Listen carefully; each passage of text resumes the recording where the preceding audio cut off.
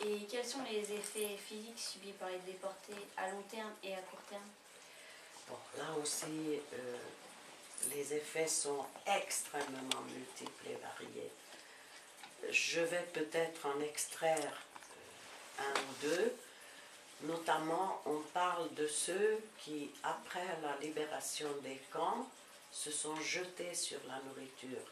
Quand c'était les soldats américains qui libéraient le camp, ils avaient des conserves, ils avaient du chocolat, du lait concentré. Et ces gens qui... moi, je me souviens de quelqu'un qui est revenu des camps et qui a raconté qu'elle a survécu parce que le petit verre de jus marron qu'ils avaient tous les jours et qui s'appelait café, tout le monde le buvait. Et elle ne buvait que la moitié, et avec l'autre moitié, elle se lavait. Et de ce fait, elle n'a pas attrapé le typhus et elle a survécu. Donc ces gens qui avaient ce jus marron en guise de café et un autre jus rougeâtre en guise de soupe, étaient extrêmement affamés. Et quand les soldats américains, quand ils les ont vus et qu'ils étaient en état de choc, ils ont commencé par distribuer de la nourriture et beaucoup de gens mouraient de ça. Parce qu'ils se sont jetés sur la boîte de lait concentré, un aliment extrêmement riche, ou les boîtes de conserve, et ils ont mangé à leur faim et ils sont morts à l'instant même. Et il y en a eu beaucoup.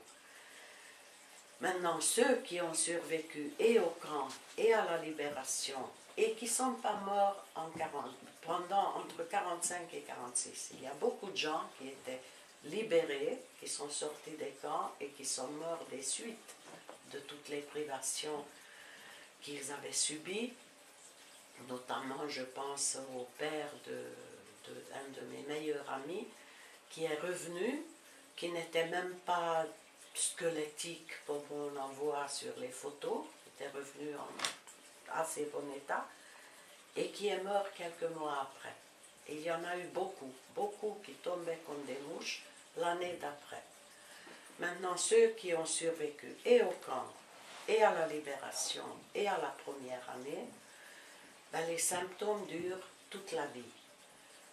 Je peux vous parler d'un ami, je pense qu'il ne m'en voudra pas parce qu'il raconte son histoire à qui veut l'entendre, c'est Shlomo Selinger, le sculpteur, celui qui a fait le monument à Drancy, notamment, le monument de la déportation à Drancy.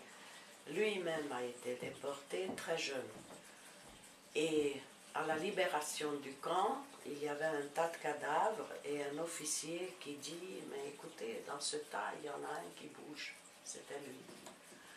Donc on l'a retiré, il a survécu, il est devenu amnésique. Il s'est retrouvé dans un kibbutz en Israël et il ne pouvait que errer dans la cour, bon à rien, amnésique. Puis un jour, il trouve un couteau et il commence à travailler des bouts de bois, sculpter des bouts de bois avec son petit couteau. Et petit à petit, il a retrouvé la mémoire, notamment grâce à sa future femme qui lui a dit « Ben toi, tu fais rien, tu as un couteau, viens éplucher des patates à la cuisine. » Et donc, en allant éplucher des patates, il est revenu à la vie normale, il est devenu sculpteur et peintre et sculpteur. Mais c'est pour dire que les symptômes sont... Et oui, et que lui qui a vraiment réussi sa vie, qui est un exemple de résilience absolument magistral, mariage, 3 enfants réussis, tous les 3 mariés, aujourd'hui il a 11 ou 12 petits-enfants, en tant qu'artiste, la gloire, la reconnaissance, tout. Chaque nuit, il se réveille parce que chaque nuit, il se retrouve au camp. Il prend un petit verre de vodka et il essaie de se rendormir. Voilà, c'est un exemple.